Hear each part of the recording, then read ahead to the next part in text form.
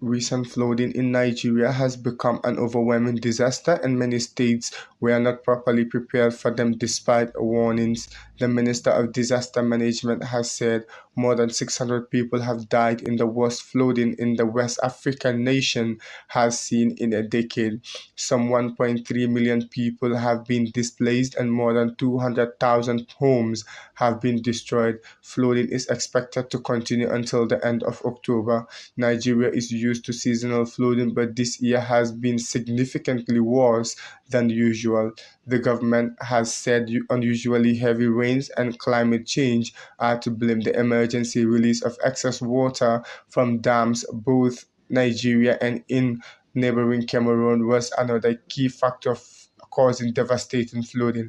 Experts also say poor planning and infrastructure have exacerbated the damage. Since the flooding began in early summer, large swathes of farmland have been destroyed.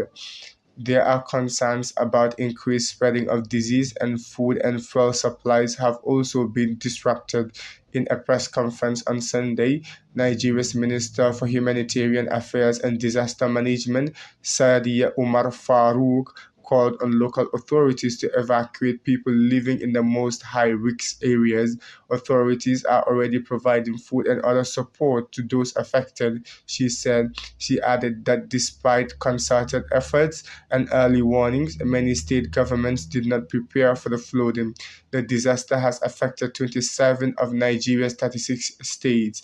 Part of the problem is that people return to their homes on floodplains each year after the water level subsides. Many do not have the means to relocate. Nigeria's economy has been battered in the past year, with inflation at an all-time high and many communities struggling to cope.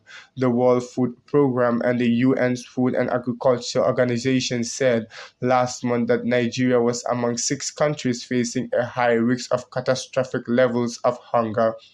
According to NEMA, the release of excess water from a dam in neighboring Cameroon was bound to complicate Nigeria's already disastrous flood crisis.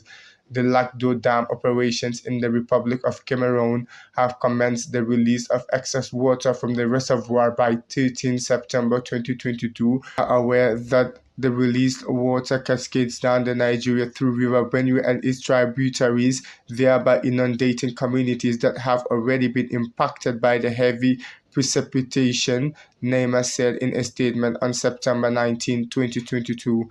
The released water complicates the situation further downstream as Nigeria's inland reservoirs are also expected to overflow between now and October ending, it stated, adding that this will have serious consequences on frontline states and communities along the courses of rivers Niger and Benue. Kogi and Anambra were among 30 Nigerian states predicted to be overrun by the combined waters of rivers Niger and Benue as they empty into the region, NEMA said. Many communities in Kogi are now under water.